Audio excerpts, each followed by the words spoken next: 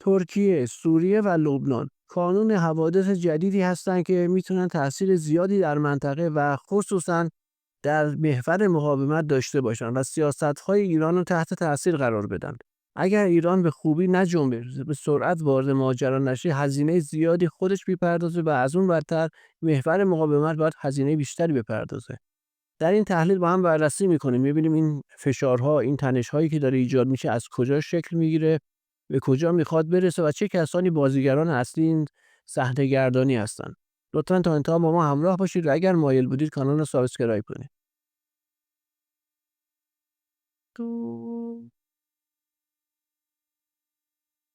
به نام خدا، سلام عرض می‌کنم خدمت شما دوستان عزیز، همراهان گرامی کانال شهر خورشید. میلاد رضایی هستم و با یک تحلیل دیگه در خدمت شما عزیزان هستیم. قبل از که تحلیل رو شروع کنیم من یه تبریک باید بگم به تمام خانم‌های گرامی عضو کانال شهر خورشید و همه عزیزانی که صدای منو میشنون. بریم سراغ تحلیل. اگر دنباله‌رو تحلیل‌های کانال بوده باشید در گذشته، خصوصا تحلیل پا و بعد تحلیلی که در مورد غرب آسیا داشتیم، تحلیلی که دو نیمکره با هم درگیر میشن، اون گذشته رو ببینید. اونجا بارها عرض کردم که منطقه ما غرب آسیا باید وارد تنش گسترده‌ای بشه. چرا؟ چون آمریکا میخواد یک محور تنش معرفی کنه، یک محور شیطانی و نیاز داره شروع این محور شیطانی از سوریه، عراق و ایران باشه که بشه دروازه‌های ورود به محور شیطانی شرق.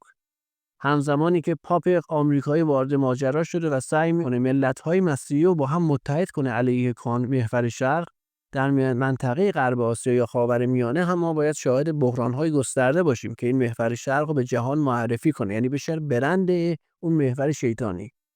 نقش اول این ماجرا بر عهده اردوغان هست که قراره بازی‌های گسترده‌ای در منطقه داشته باشه. اینها رو همه رو در تحلیل‌های قبلی گفتیم. بریم سراغ مطالب جدیدتر. در 2-3 روز گذشته اگر اخبار رو دنبال کرده باشید، دولت جولانی در سوریه میاد به عنوان جشن سالگرد پیروزی خودش بر دولت شیطانی بشار اسد، به قول خودشون میاد یه جشن برقرار میکنه، یه رژیم مسخری هم راه میندازه، باقی مانده تسلیحاتی که از زمان بشار اسد باقی مونده، یعنی دولت ترکیه اونها رو دولت اسرائیل اونها رو بمباران نکرده، برمی‌داره اینها رو میاره تو خیابون نشون میده، سری چیزای برد کوتاه نهایتاً برای زدن چند کیلومتر اونورتر، به قول معروف یه توپخانه نهایت. دیگه از اون قدرت موشکی و هوایی که در دوران بشار اسد بود چیزی باقی نمونده.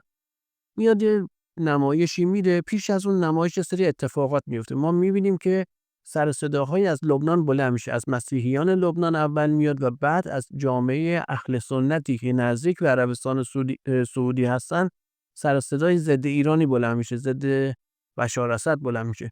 همزمان اون فیلم کذایی هم در العربیه منتشر میشه که قرار بود تحلیلش رو کار کنیم. متاسفانه سر اون جریان فیلم کانال ما 2 تا به قول معروف چیز خورد، اخطار گرفت، 2 تا کپی رایت خورد و سومی اگر رخ بده کانال بسته میشه. به همین دلیل من باید اون تحلیل رو دوباره ضبط کنم، چون بار اول اینو بر اساس صحبت‌های روی ویدیو ضبط کردم که سریعا کپی رایت گرفت. بار دوم منم ویدیو تغییر دادم، زیرنویس گذاشتیم روش، گفتیم ویدیو پخش بشه. بعد از کمتر از 24 ساعت العربی اومد از ما شکایت کرد، کپی رایت زد، بسته شد. و این تحلیلی که عرض کردم آماده کردم برای بار سوم، که یعنی چیز تحلیل دوم از اولی البته میخواستم پخش کنم، اونم یه بخشای چون از ویدیو توش میترسم مجبور هستم بخشایشو حذف کنم. یه سریش هم که دوستان گفتن اینها رو اگر پخش یعنی حذف نکنیم ما خودمون ازش شکایت میکنیم. یه سری عزیزان من ازشون مشورت میگیرم، معمولا میگم آقا مثلا این مطالب اگر پخش بشه به نظرتون مشکلی ایجاد میکنه یا نه. این عزیزان این بار خودشون گفتن اگر این مطالب رو پخش کنیم ما خودمون ازش شکایت میکنیم و بعد اونها حذف بشه. حالا اینو داشتم میگفتم، اون ویدیوی العربی پخش شده بود، اونجا من عرض کردم بهانه‌های خاصی داشت، یعنی اهداف خاصی داشت. هدف اصلیش این بود که بشار اسد رو بزنه، دومی هدفش این بود که برادر بشار اسد و جریانی که پشتش رو تخریب کنه.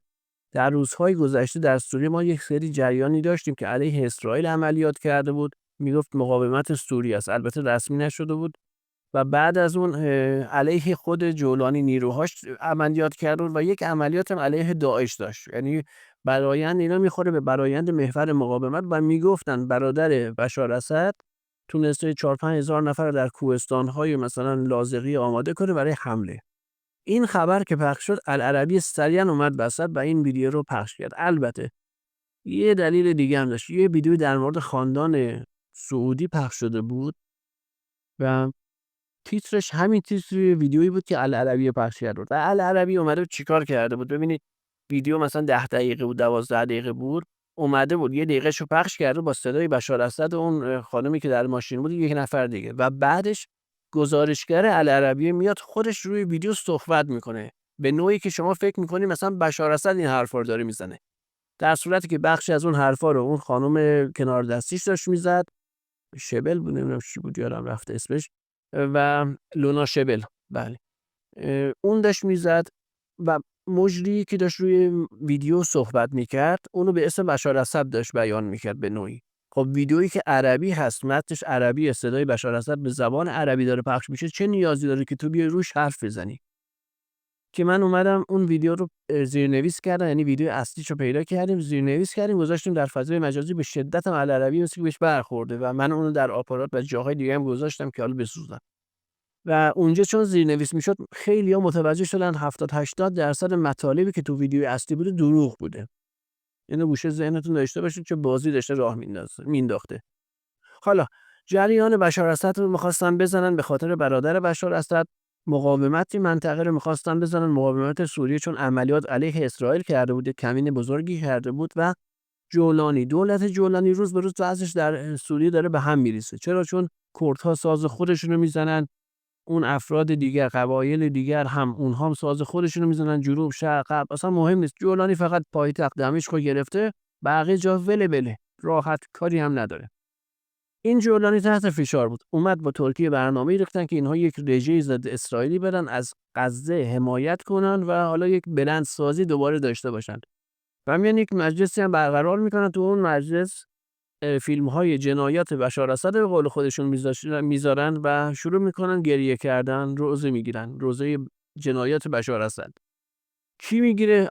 کسی یا آقای جولانی که خودش یکی از بزرگترین تروریست‌های سوریه بوده. ببینید این برنامه داره برند میسازه از جولانی.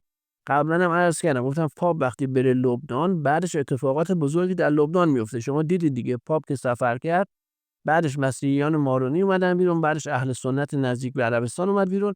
حالا همین 2 روز پیش که سالگرد فتح دمشق بود به قول خودشون، اهل سنت لبنان بلند میشن میریزن تو خیابون، بخشش جشن میگیرن.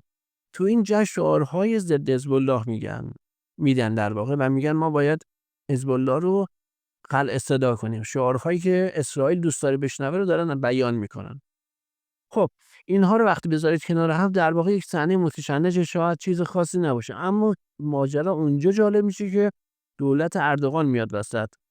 رجب طیب اردوغان اومده جدیدا اخباری رو بیان کرده که من رهبر جهان اسلام هستم، اینو جدید بیان کرده، تو احزاب خود حزب عدالت و توسعه بیان کرده ترکیه باید بره حقش رو از جهان اسلام و از دنیا بگیره. این کارو که انجام بده ما خیلی ثروتمند میشیم. یه سری افراد و تسلیحات هم به مرز سوریه فرستاده، به کردها داره فشار میاره که شما باید برید با جولانی ببندید و خلع استدا بشید یا بشین بخشی از دولت جولانی.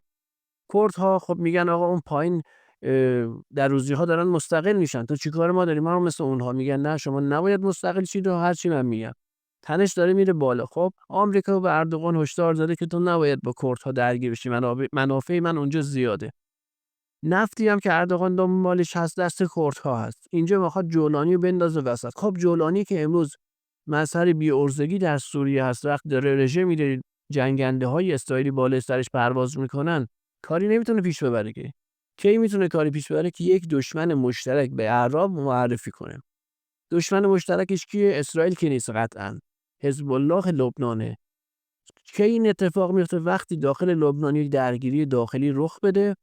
وقتی این درگیری داخلی رخ داد، حالا یه دفعه جولانی و تروریست‌های پشت سرش بلند میشن، میگن ما میخوایم از اهل سنت لبنان در مقابل شیعیان دفاع کنیم. اینجا وارد عمل میشه. برنامه اصلیشون هم اینه. این رژه‌ای که رفتن و نیروهایی که نشون دادن بابت این بود. نکته جالب اینجاست که خود اسرائیل هم نیروهاشو داره میفرسته مرز لبنان. نیروهایی که داره میفرسته مرز لبنان از نیروهایی نیست که بخوان بهش تهاجم گسترده باهاش انجام بدن و به لبنان حمله کنن. از نوع نیروهایی هست که میخواد مرز رو بسته نگه داره و به صورت تدارکاتی از یک نیروی پیشتاز حمایت کنه. نوع انتقال تسلیحات نشون میده که بیشتر میخوان کار توپخانه انجام بدن. خب نیرو هوایی اسرائیل هست و بحث پهپادیش هم میاد وسط. که اینها کاربرد دارن وقتی که حزب الله از شمال درگیر بشه، یعنی از شمال لبنان درگیری آغاز بشه، حزب الله تو بخشای میانه به جنوب دیگه، وقتی این اتفاق بیفته از شرق لبنان هم جولانی وارد عمل میشه، تروریست‌های جولانی میان برای دفاع از مردم مثلا لبنان، و جنوب کیه؟ اسرائیله و اسرائیل هست که حالا میاد اونجا به عنوان پشتیبان شروع میکنه زدن. پیشتازها کیا هستن؟ نیابتی‌ها کیا هستن؟ جولانی و تروریست‌های دار دستش هستن و نیروهای خود اهل سنت لبنان. ببخشید. حالا نکته مهم اینجاست.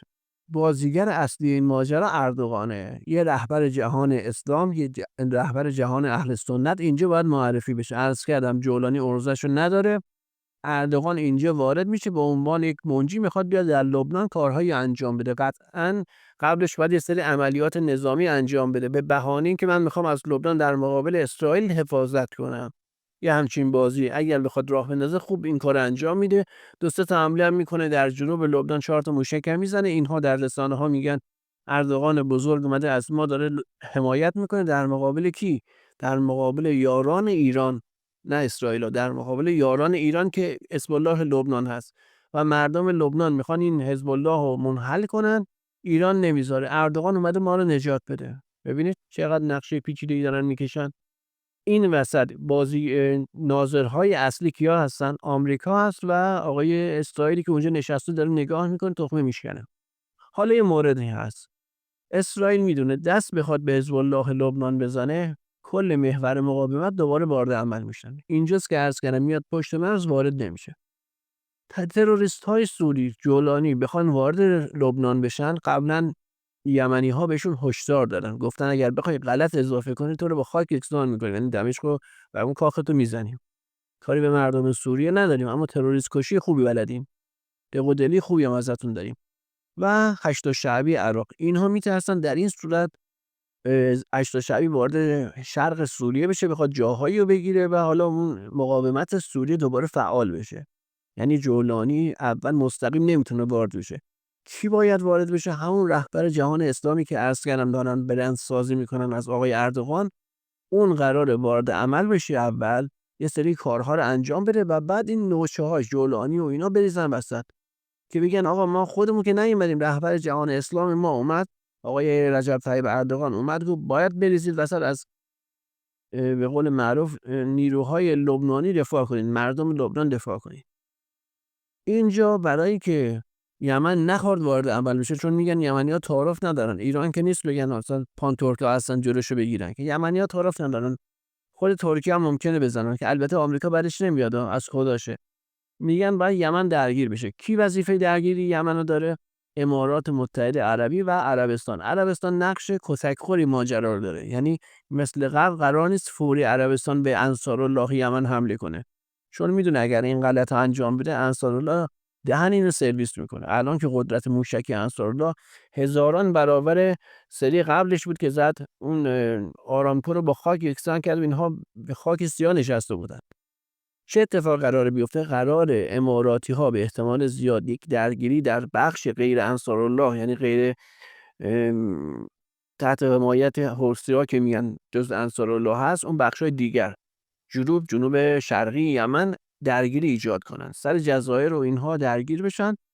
اماراتی ها نیروهای تحت نظر امارات با نیروهای تحت نظر عربستان درگیر بشن. عربستان یگانهای زرهی خودش رو حرکت داده به سمت یمن. تو کانال تلگرام شهر خورشید، ایران شهر خورشید، اونجا این خبر کار کردیم قبلا. حرکت داره به سمت یمن، داره اونجا رو متشنج میکنه. حالا چه اتفاقی میفته؟ اگر متشنج بشه و درگیری ها شدت پیدا کنه، احتمال زیاد پاکی که تحت کنترل انصارالله هست اونجا هم مورد حمله قرار میگیره. انصارالله مجبور میشه تمرکزش یا بیشتر تمرکزش رو بذاره اینجا. تو این شرایط دیگه حمله انصارالله به ترکیه منطقی نیست. میتونه به اسرائیل حمله کنه، میتونه به جولانی نیروهاش حمله کنه لب مرز و حتی خود لبنان رو بزنه، جایی که مورد نیازش هست رو بزنه، اما اگر بخواد به ترکیه حمله کنه اون موقع یک اتحاد عربی یا عبری عربی علیه یمن دوباره شکل میگیرن که عربستان هم میشه جزش، امارات هست، قطر هست، حتی پاکستان هست، کشورهایی مثل اردن خواهد بود. از تروریست هایی که اونور مرز هستن، چشم آبی ها میان وسط. حالا تو یوتیوب نمیشه بگیم آقای ترامپ میاد وسط، دار دسته انگلیس میاد وسط و یک حمله سراسری علیه یمن راه میندازن. صحبتاش هم امروز و دیروز نیست، خیلی وقت اسرائیل برنامه‌ش ریخته.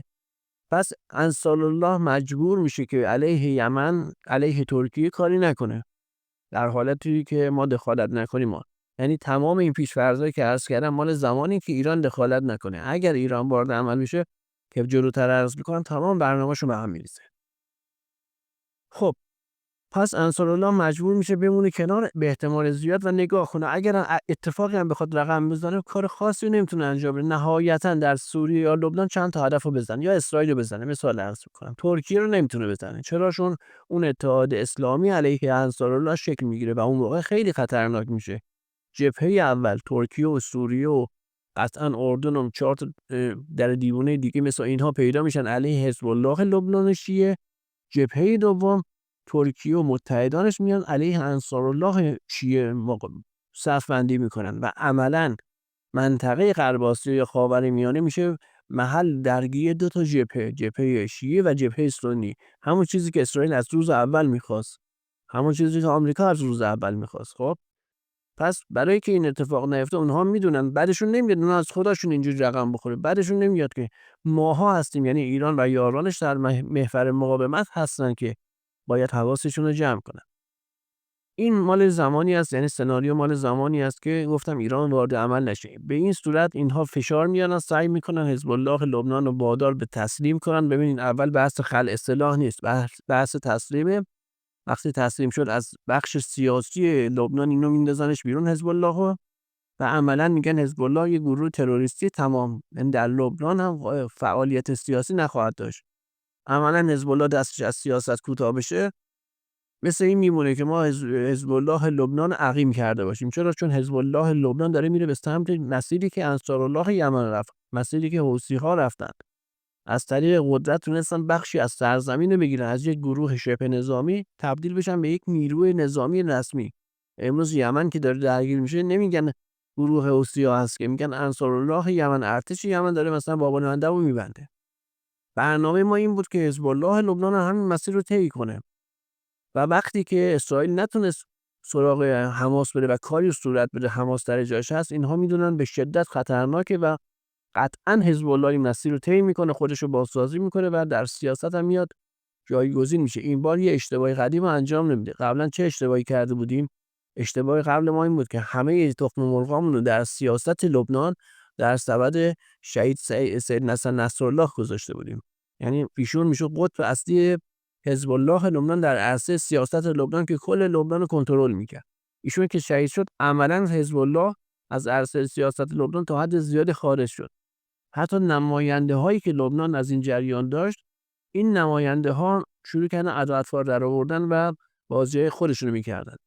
این بار حزب الله لبنان باید جوری بره جلو که دیگه حزبی حضور داشته باشه در دولت لبنان، در سیاست لبنان، در پشت پرده لبنان. نه اینکه یک فرد خاص که حالا لبنانی ها دوستش دارن اون بشه همین کاره و اون اتفاقا رقم بخوره. خب این عرض کردم این اتفاق اینها میخوان رقم بزنن، حزب الله رو خلع اصلاح کنن. حالا این برنامه‌ها رو ادامه بدن.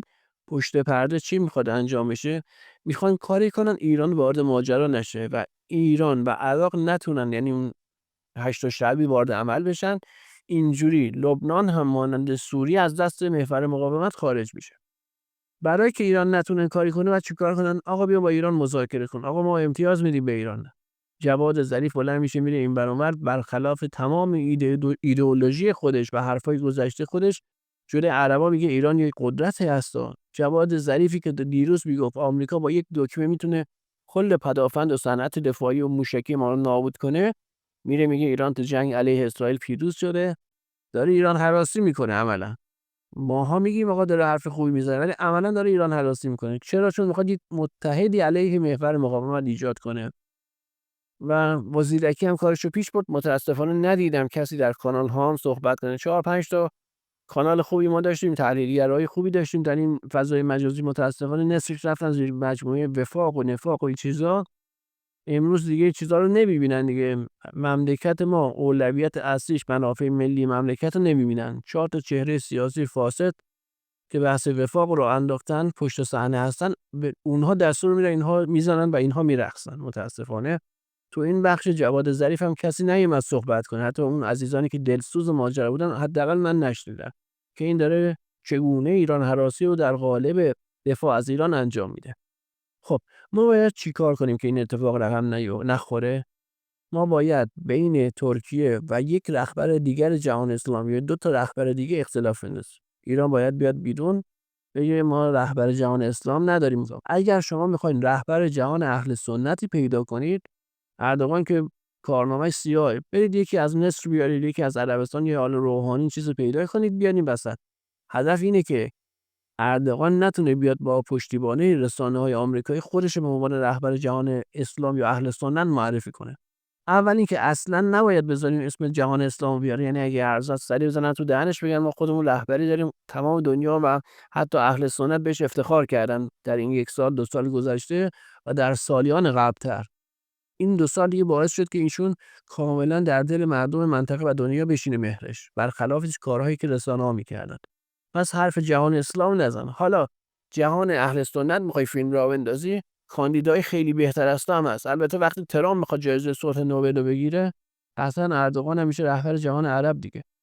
اینجا باید بحث عربیت و ترکیه منطقه رو ترکیه رو بیاریم وسط، یعنی اسلام ترکیه رو بگیم آقا این اسلام ترکیسمه، اسلام آتاتورکی است که در منطقه پیاده کرده، ورژن آمریکایی اسلام است، اون چیزی که در سوریه و در عربستان سعودی و مصر هست با ترکیه فرق داره و قطعا ترکیه نمیتونه نماینده جهان اسلام باشه یا جهان عرب باشه و اصلا عرب نیستن. تو غیر از اینه، پس یه رهبر جهان عرب ایران باید بره هواشو داشته باشه بیاد بالا. چه بهتر که کسی در عراق پیدا کنیم و روش کار کنیم، این از همش بهتره. امیدوارم که اونهایی که پشت صندلی‌های قدرت هستن اینو ببینن، تحلیل ببینن، باش جلو برن. ببینید الان نباید من این حرفا رو اینقدر واضح بزنم، اما چون میدونم این اتفاقاتی که دارن رقم میزنن کشته‌های اصلی و اولیه‌اش خود اهل سنت هستن، مجبوریم اینجوری بگیم. چون اگر اردوغان دستش به کسی برسه، به قدرتی برسه، در خود لبنان کشتار عظیمی راه میندازه، اونم از خود اهل سنت هستن. لبنان برادرکشی میکنه، سوریه رو میاد داغون میکنه که بیاد بخشای نفتیشو بگیره، شمال عراق میخواد بگیره به قول خودش. یعنی رحم به صغیر و کبیر این مناطق نمیکنه، اصلا اعتقادی به رحم کردن نداره، زورش هم نمیرسه، ولی با جنایت اون نوچه‌های داعشیش یادش دادن، با جنایت راهتو باز کن. ببینید ما صحبتمون در مورد مردم ترکیه نیست، من دوستای خیلی زیادی در خود ترکیه دارم، مردمش مردم خیلی خوبی هستن، اما متاسفانه دولتش و حکومتش خیلی فاسده و داره عملاً بازی آمریکایی رو پیش میبره و ضربات زیادی داره میزنه. خب اینجا گفتم که باید بیایم در مقابل اردوغان یکی پیاده کنیم تو منطقه بیاد بالا و اون در مقابل اردوغان در خود سوریه، دقت کنید، در خود سوریه نقش آفرینی کنه. یعنی جهان اسلام رهبری در مصر داشته باشه، نخواد در منطقه کاری انجام بده، عملاً اردوغان باز میاد جلو. نباید این اتفاق بیفته، نباید بذاریم مثلا اردوغان مطرح بشه تا این حد. یعنی قبلش ما با روابطی که با مصر داریم، با عربستان داریم، کانال هایی که داریم، میگیم آقا یه نفر رو معرفی کن ما هم ازت حمایت میکنیم. در سوریه باید اتفاقاتی رقم بیفته که جولانی وقت نکنه بره سمت مرز لبنان. دوستان حتما متوجه میشن. تروریست های داعش اونجا هستن، تروریست های القاعده هستن، تروریست های تحریر شام و وحوش اطراف جولانی هستن. اینها باید با هم درگیر بشن. بهترین کار اینه که به جای علم کردن بشار اسد و یه محور مقاومت جدید، اینا رو به جون هم دیگه بندازیم. اونم خودشون پاکسازی کنن. یعنی نمیخواد کار خاصی انجام بدی، را کافیه حملاتی که مثلا میگم گروه مقاومت سوریه میخواد انجام بده کمی هدفمندتر بشه. احتمالاً متوجه صحبتام شدید. اینم بذارید کنار. گزینه سوم، نفت منطقه غرب آسیا و خلیج فارس کلید اصلی کنترل تمام بازی‌های غربی توسط ایرانه. نه تنها غرب بلکه شرق هم همینطوره. باید هر جوری شده این مسئله رو حل کنیم. تعارفو بذارید کنار. ایران باید تعارفو بذاره کنار. آقا امارات عملاً داره علیه ایران کار انجام میده. عملا داره با اسرائیل روابط انجام داره، نمیدونم علیه ما عملیات میکنه، عملیات داخل ایران داره انجام میده، پول میده به گروهک ها، از تجزیه طلب ها داره حمایت میکنه. تو سودان علیه مستشاران ایرانی میخواست اقدامات انجام بده که کشتاری از گسترده از مستشاران ایران داشته باشه. در این جنگی هم که اخیراً رخ داد، خود فرمانده های ما اومدن گفتن آقا این کشور عربی شیطنت کردن، ما نادیده میگیریم. چرا باید نادیده بگیری؟ چرا باید یکی مثل باکو هر غلطی دلش میخواد میکنه، پهپاداش بیاد از پهپادهای اسرائیل از باکو بلند شه بیاد بهترین جوانای مملکت رو دستگل مردم رو شهید کنه، راست برگرده که طوله 4 تا از این آقایون اونجا تجارت دارن، میخوام که نداشته باشن. در امارات هم همیناش همین کاسه است. ما که دیگه صنعتمون رفته با چین و روسیه داره میبنده کار میکنه. بحث دور زدن تحریم و دستمون زیر ساطور امارات که نیست که. رئیس بانک مرکزی رفته نشسته با صراف‌های افغانستانی جلسه گذاشته. این صراف‌ها کاملا تحت کنترل امارات هستن. یعنی یه نفر نبود ببین آقا یه ذره توصیه کنه. عملاً یه گروه، یه جریان سیاسی در داخل ایران دارن کاری میکنن ایرانی‌ها مجبور بشن به ترکیه، باکو، امارات باج بدن. دست ما زیر ساطور اینها باشه. حاکمیت باید اینو جمع کنه، این لجنا رو بریزه بیرون، تموم بشه بره دیگه. چه کاری آخه؟ خودتون مسخره کردی یا مردم؟ لا اله الا الله.